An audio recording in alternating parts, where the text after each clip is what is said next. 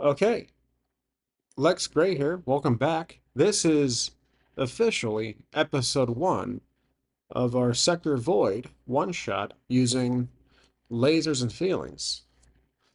We're going to follow the shenanigans of a cleaning product from the 70s and 80s, apparently. Thank you for the comment from Smitty. uh, Calgon, which initially was a joke character name from one of my favorite episodes of Mystery Science Theater, and that was Space Mutiny. Calgon is one of the villains, so I didn't realize that it was a cleaning product of sorts from 30, 50 or so years ago.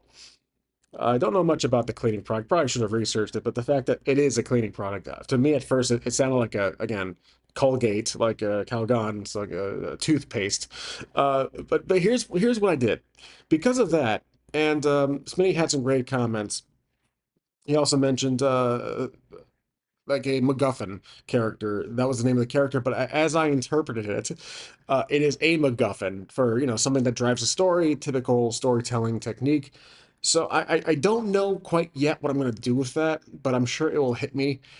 However, before I started recording, I realized I had missed a completely obvious opportunity here, and that's to make this as funny and fun as possible. Lasers of Feelings is not to be taken seriously, and I felt like I was kind of going in that avenue.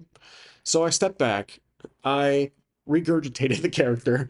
So his style is going to be actually intrepid. So, adventurous person, charismatic, which in turn is going to flip our number to two.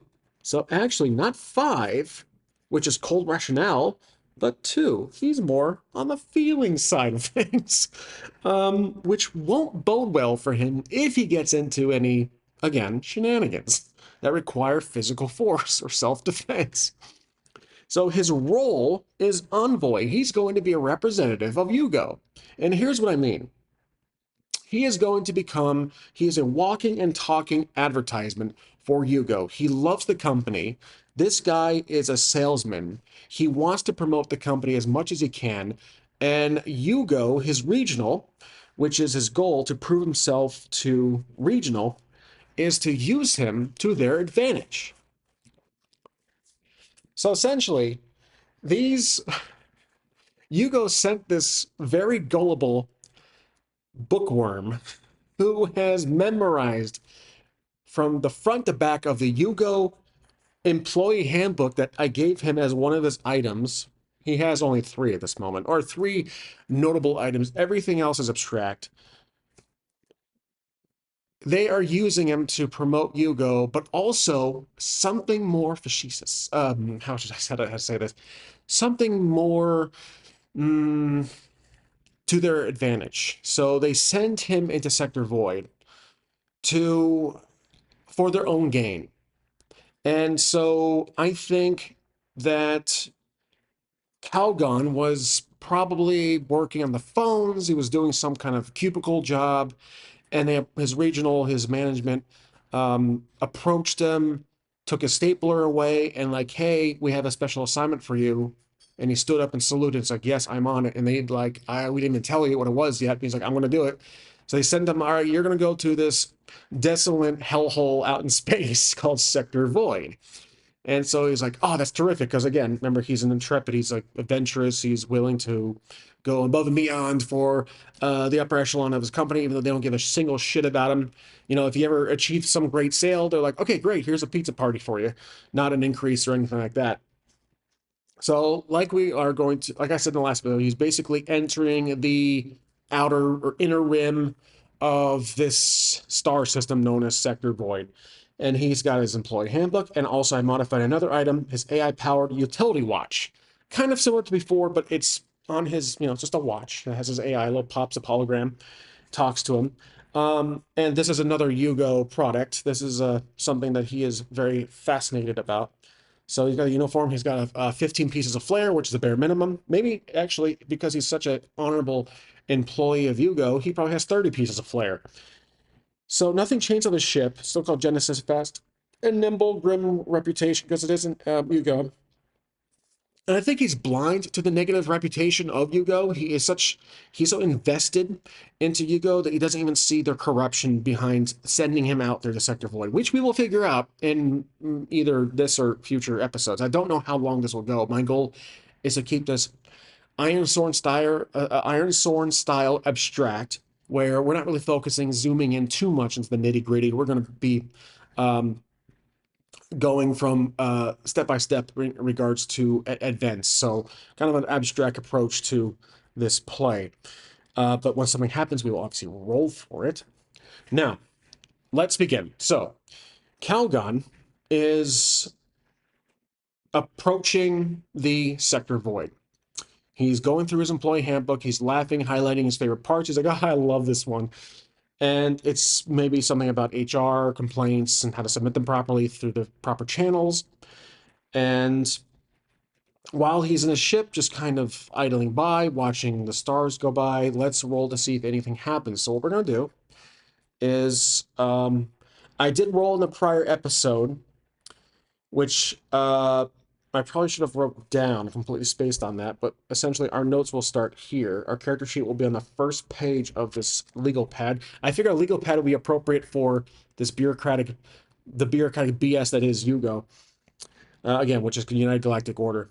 But let's roll fresh, because I kind of changed the, pun intended, the trajectory of this story.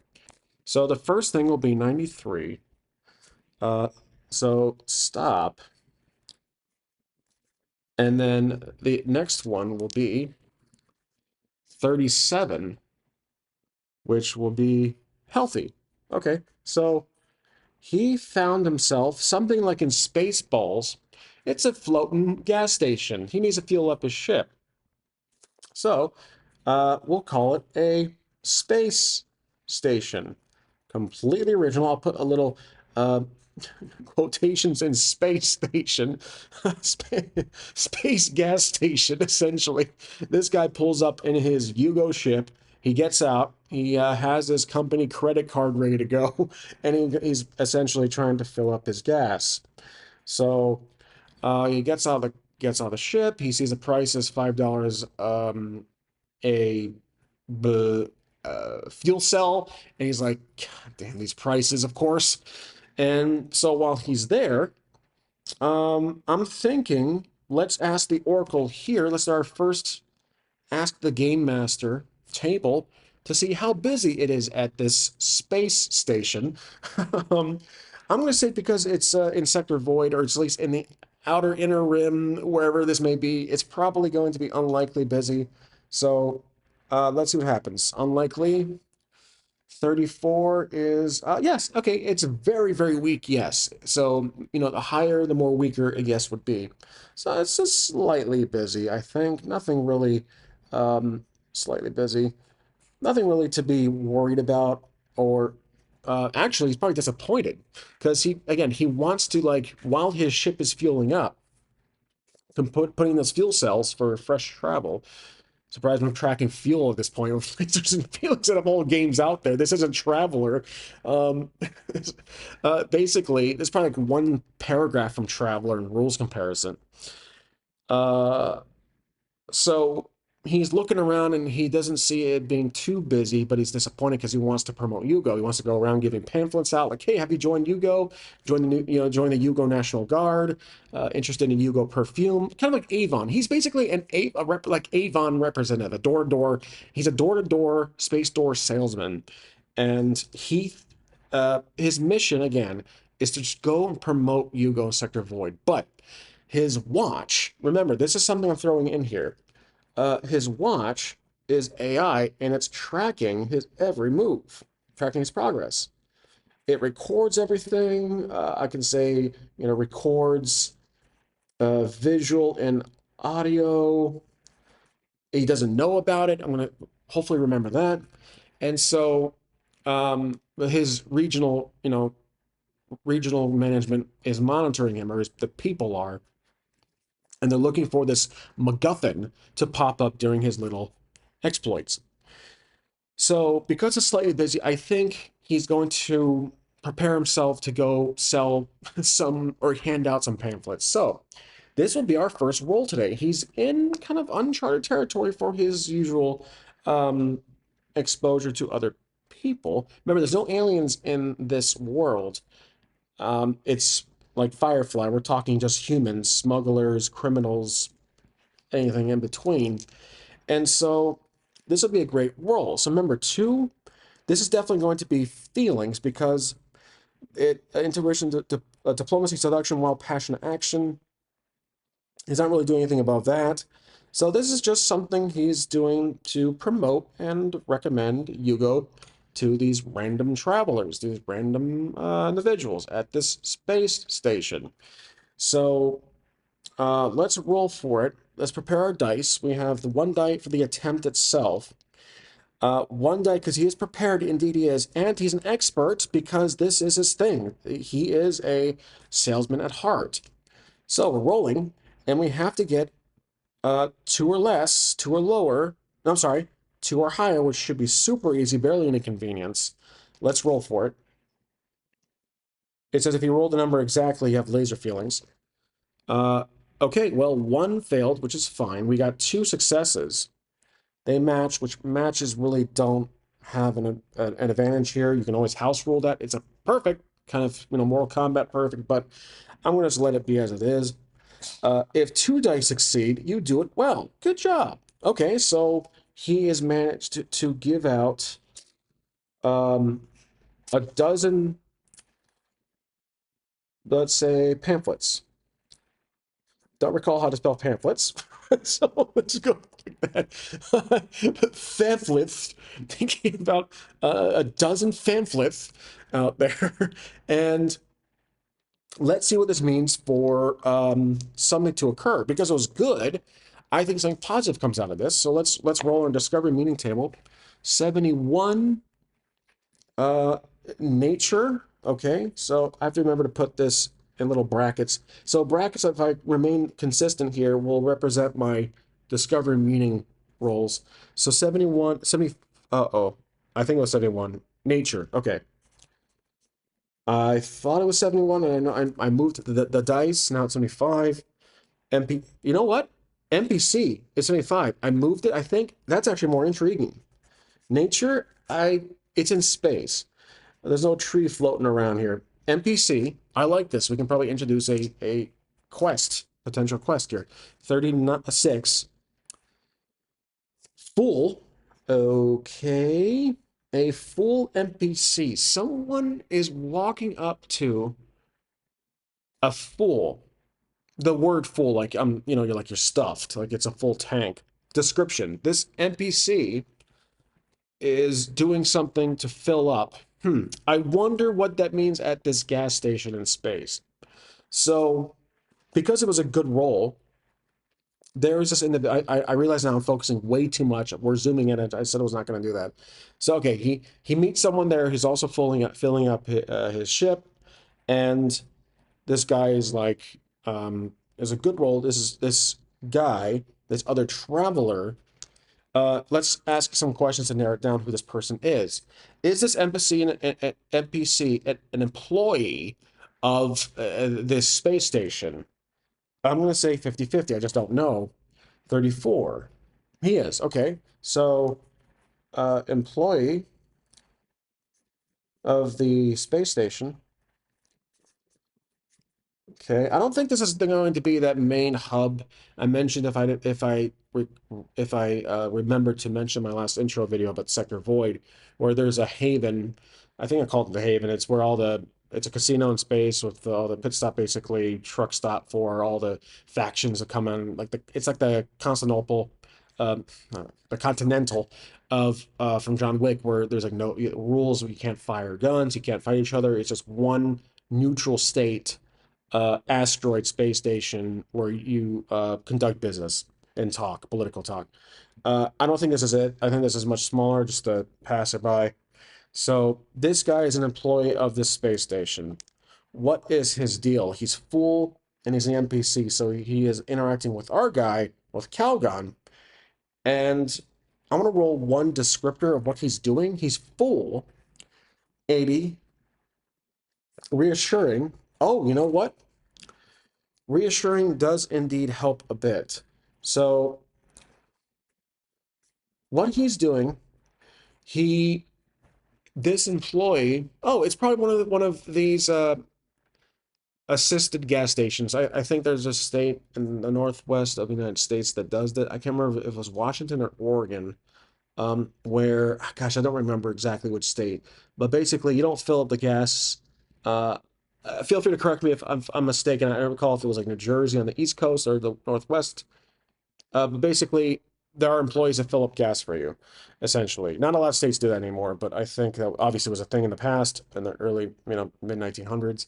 Um, but this employee was filling up, helping fuel up Calgon's ship, and Calgon gave him a flyer, and now he feels very happy about it. He sees his flyer, this pamphlet. Actually, flyer is probably a good or better, something quick that Calgon can give out to people. So I think a lot of the individuals he gave this flyer out to just kind of tossed in the garbage or like threw it away or just let it float into space. But the specific employee was very intrigued by it, and he feels very uh, happy for some reason. So this employee's having a unusual response, despite the fact that Calgon is with Hugo, and mostly 99% of everybody who knows of Hugo hates, despises Hugo. But for some reason, this one individual does. Like, and that's what's intriguing about this right now. I really don't know how to handle it. Again, I'm still very rusty, but I feel like this could go somewhere. So I'm going to put a star on this one here. And I am encouraging anybody to comment below what you think. Why do you think this employee, this gas station is very like, oh, you know what? Maybe this job for him is just a dead end job. He hates it, and this guy comes out of nowhere and hands out a pamphlet and or a flyer. I mean, this flyer says, "Join Yugo. Discover the galaxies beyond our own. Pays well, has benefits, etc." Okay, let's go with that. So this employee is interested in employment. So he's kind of like filling up, and then Calgon walks up to him, gives him the flyer, and the employee is like, "Oh, this is great." He's like, "Does it come with a full, medical, dental, vision, 401k?" And Calgon says, "Yes." And in addition to that, we voluntary leave, stuff like that, all the usual formalities. And this guy's very intrigued. So he gives Calgon gives his card to this one guy. So I feel like this is a big star moment. Gives Hugo card to this employee well, let's give him a name. Um, Calgon asks for his name. Maybe Calgon's gonna put into his notes like, oh, this guy has a potential interest in joining Hugo. And his name is, I'm just thinking randomly of Barshova. I don't know why. Barshova is a character now. Barshova. It sounds intergalactic. Barshava. So Barshava uh, smiles and don't really know much more about, like, I'm not trying to visualize him too much, but just again, maybe he's just a kid, right? Early 20s, and Calgon's probably maybe 30s, still very ambitious and naive to some extent, but has been working the circuit for a while. So, okay, so he fills up. Um, Barshavaz, he's pleased, he's happy, waves goodbye, and then off goes Calgon. So let's get out of that scene. We're done with that. He leaves and he's flying out, and maybe let's rewind. Maybe he does ask Barshavaz. Um, that does sound like it qualifies for Star Wars material. Now that I realize it, um, he asked Bar. He says, "Are there any areas in this sector where I can get some food?" Generally, I think Calgon's hungry, as I am right now, which is not unusual. So, and Barshava obviously said, "Oh yeah, if you go due north and 5 clicks, you can get to a restaurant on an asteroid, which is Haven." So he mentions Haven, Let's just say that Calgon is hungry. Poor little, he's a little hungry one. So, and Barshavad mentions Haven. So, and I think Barshava is naive here. He does not know what he is sending Calgon into. This is going to be the lion's den. Haven, like I said, it is a um, guest. It's a casino, pit stop, truck stop, everything in between, a restaurant, a resort, a fueling station, everything sci-fi just clumped into one giant ball asteroid with the space with the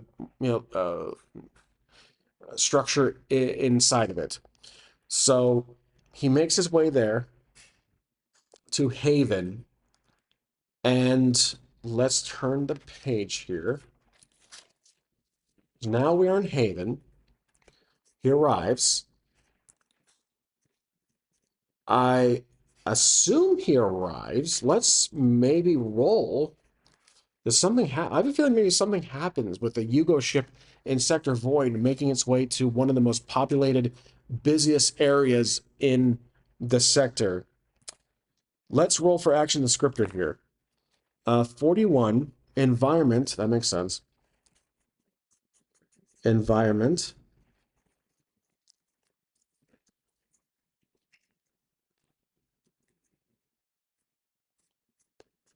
And then let's roll for description. 62, which is mysterious. Okay. Something is, I already have an idea. So before he even approaches Haven, something makes his ship flicker. The lights, the console, the controls, his AI watch, a little hologram, it's like a little spinning, the Mac OS beach ball spins for a moment, glitches. Everything around electronics, the environment glitches. So electronics in his ship glitches. And this is very sudden to me. He's not sure what just happened. So he talks to his AI. He says, analyze that strange, what just happened, essentially. And does the AI respond? Um, let's say very likely. We're looking at the table here. 88, uh-oh. Nope, it does not. It's not an extreme no. It just doesn't respond. AI does not respond. Oh, I know exactly what this is. So he doesn't know it just yet. But basically, when you're in a certain distance of the haven, all external communications are knocked out. Any interference, maybe specifically Yugo frequencies, are knocked out. His ship is in a tractor beam of sorts. So now he has become, he lost control of the ship. It is being pulled into Haven, and his AI doesn't work. There is no control. He's trying the thrusters, trying his joysticks, the NASCAR racing pad, and nothing is working. So, ship is in tractor beam. And he did not expect this. He probably should have asked a little more about information. But again, this naive kid working the station just told him, oh, yeah, right over there. Go get some food. Okay, so he's in a tractor beam. The ship is approaching the haven and then it docks. And he looks around. There is dozens and dozens of just random people walking around, shoppers. There's a market. And I think he's seeing someone or something looking back at him. Let's roll to see what it is. What do these individuals, 29. So he sees the following. 29 is deceit. Okay, dokie. That is absolutely perfect. In the meantime, I'm going to sharpen my pencil here because this is going. It's becoming more serious than I hoped for, but I'm going to try to keep his character. Again, his character is hopefully going to be on the fun, happy-go-lucky side while these weird things start to happen around him. Maybe it's good this is going in a strange direction. Let me know what you guys think about that. Again, I'm trying to keep this upbeat, humorous, fun, but I'm getting sucked into Sector Void's complexity, which is also a good thing. So I don't want to drop that ball, though. Let's see what the description is. 96. Stylish. Okay, so there are...